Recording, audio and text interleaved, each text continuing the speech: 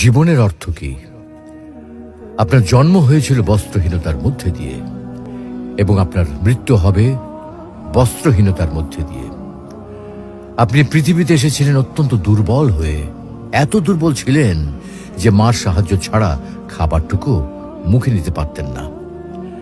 আপনি যখন এই পৃথিবী ছেড়ে চলে যাবেন তখনও আপনি অত্যন্ত দুর্বল আর অসহায় থাকবেন।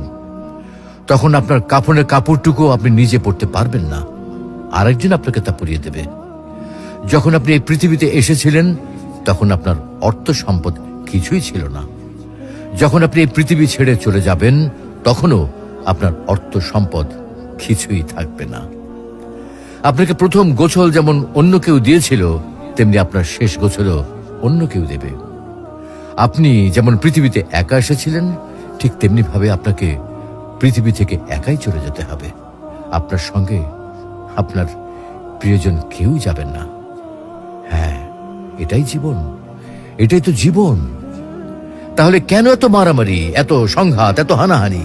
কেন এত বিদ্বেষ? কেন এত হিংসা? কেন এত বেইমানি? তাই সকলের প্রতি দয়াশীল হন, সকলকে আপন করে নিন এই ক্ষণিকের যাত্রায়। জীবন খুবই সংক্ষিপ্ত, সুতরাং জীবনকে মহৎ কাজে উৎসর্গ করুন। সর্বদাই নিজের ও মানুষের কল্যাণ করুন, অনর্থক কাজ থেকে নিজেকে বিরত রাখুন। তাহলে আল্লাহ রাব্বুল আলামিনও পরকালে আপনার কল্যাণ করবেন।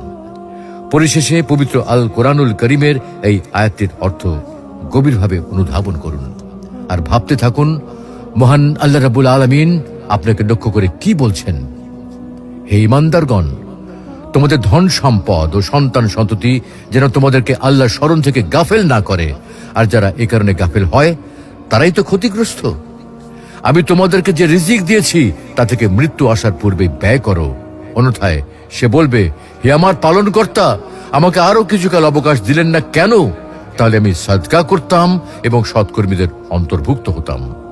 প্রত্যেক ব্যক্তির নির্ধারিত সময় অর্থাৎ মৃত্যু যখন উপস্থিত হবে তখন আল্লাহ কাউকে সামান্যতম অবকাশ দেবেন না। তোমরা যা করো আল্লাহ সে বিষয়ে খবর রাখেন।